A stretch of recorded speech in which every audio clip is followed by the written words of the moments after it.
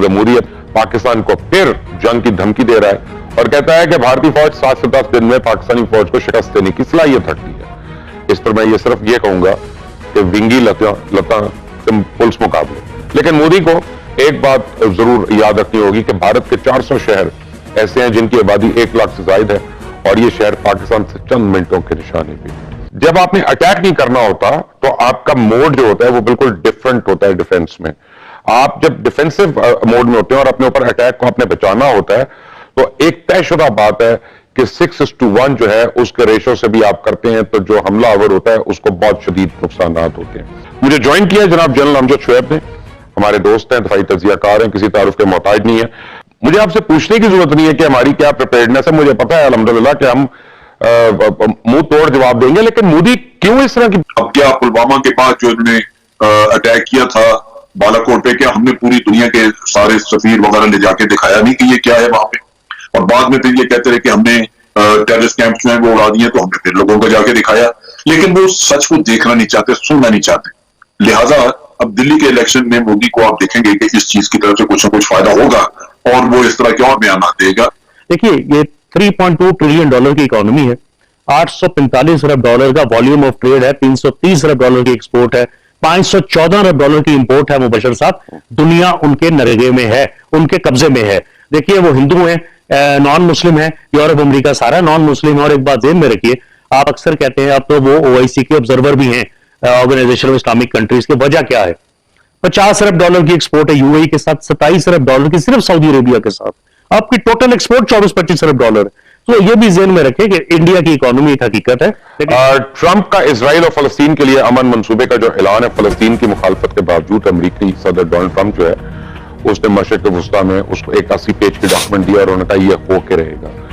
इससे जो इजराइल के लोग हैं वो तो निहाल हो रहे हैं खुशी से, और जो फलस्तीनी है वो मजीद मातम करने पर मजबूर हो गए। जनरल अमजद शुएब, इन हालात में आप मिडल ईस्ट का फ्यूचर क्या देखते हैं? देखिए बात यह है कि मिडिल ईस्ट में अमन नहीं आ सकता, क्योंकि अमेरिका ने वही काम किया कि मुनाफकत, इंसाफ नहीं किया और अपने ही जो इजराइल जो कि उनके स्ट्रेटेजिक पार्टनर है उसको मोबिलाइज किया at the cost of Palestinians.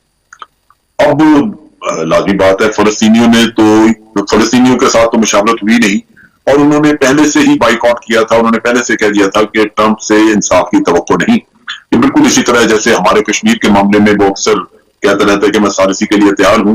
ये तो अल्लाह का करम है कि भारत नहीं मानता, हम छलांगे लगाते हैं।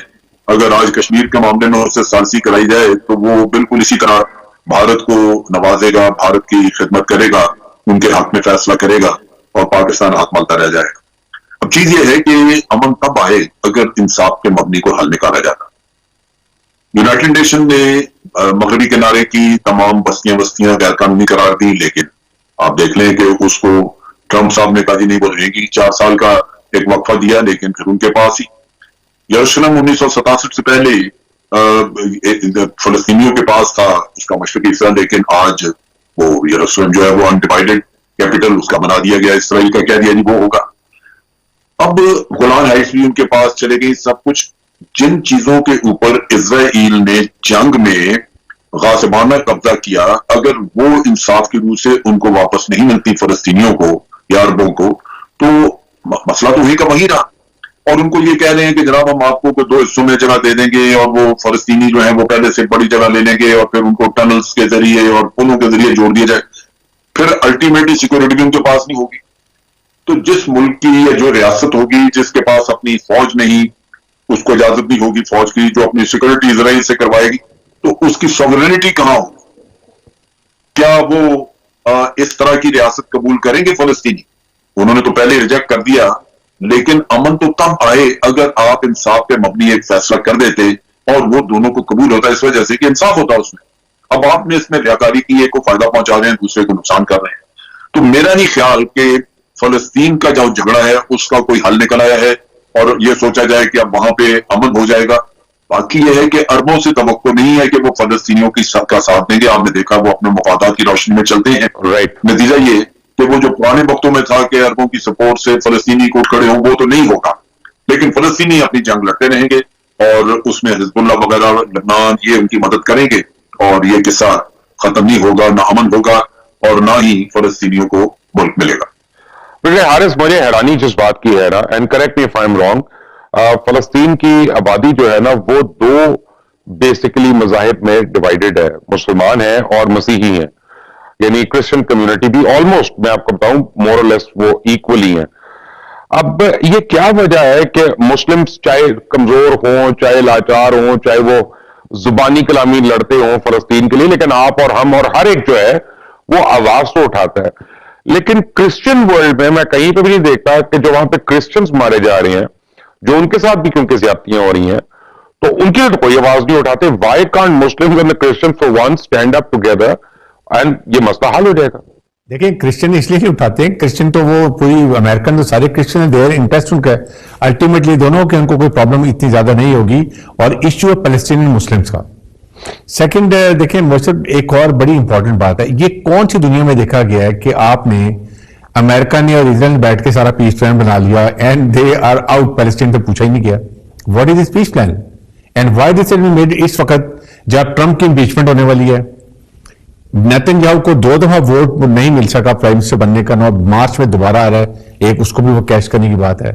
थर्ड, अगर आपको याद हो, ये नेतन्याहू को अभी कुछ घंटे पहले इससे के बाद ही इसका कोर्ट में केस गया है इसके लिए जो इन्होंने करप्शन की है।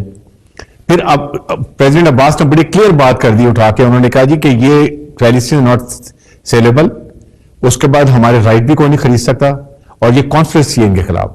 अरब वर्ल्ड को उन्होंने आपके सामने, यूनाइटेड अरब एमिरेट्स बैठे हुए थे और उसके बाद अमान बहरीन थे, उनको उन्होंने मजबूरन, उनको पता है मिडिल ईस्ट के सारी कंट्री जो परेशान बैठी हैं, they want they should some solution, ताकि ये हमेशा का सिक्योरिटी प्रॉब्लम खत्म हो, इश्यू खत्म हो। लेकिन ये ऐसे हल नहीं हो सकता, इसलिए कि आपने बड़े मजे से ये सारी चीजें कर ली हैं और पूरे आपने पूरे जी को कर दिया है। पाकिस्तान ने और ने तो ओपनली क्लियर बात कर दी कि 1947 के बाद जो एक जनरेशन रिकग्नाइज किया हुआ है कि आपने ये पे कब्जा किया है, उसको आपने नजरअंदाज किया है।